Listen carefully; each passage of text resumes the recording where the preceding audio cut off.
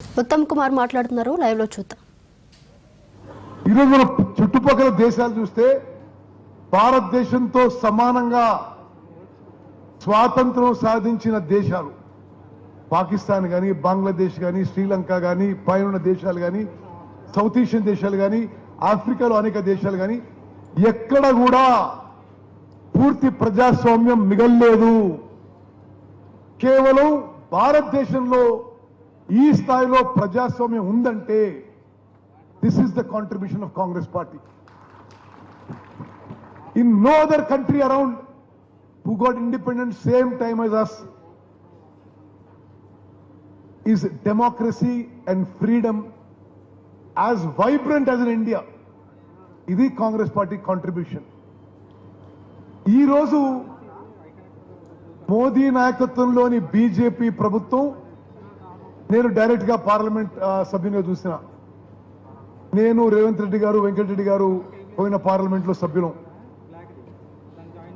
Parliament లో ప్రతిపక్షాలకు గొంతు ఉండదు.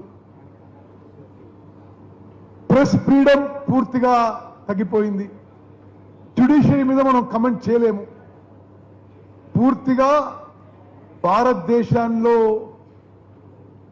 మతపరమైన విభజన సృష్టించి రాజకీయ లబ్ధి పొందాలని, అదేవిధంగా అన్ని రకాలుగా స్వాతంత్రాన్ని, ప్రజాస్వామ్యాన్ని అణచివేసే ఈ ధోరణిలో, ఈ సమయంలో కాంగ్రెస్ పార్టీ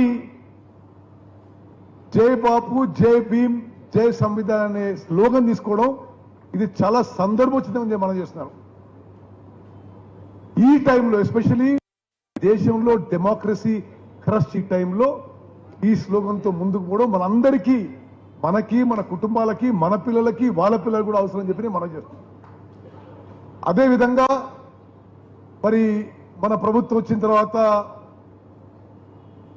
మరి గౌరవ రేవంత్ రెడ్డి గారు ముఖ్యమంత్రి అయ్యారు, బట్టి విక్రమార్క గారు ఉప ముఖ్యమంత్రి అయ్యారు, మేమందరం మంత్రులైనాం.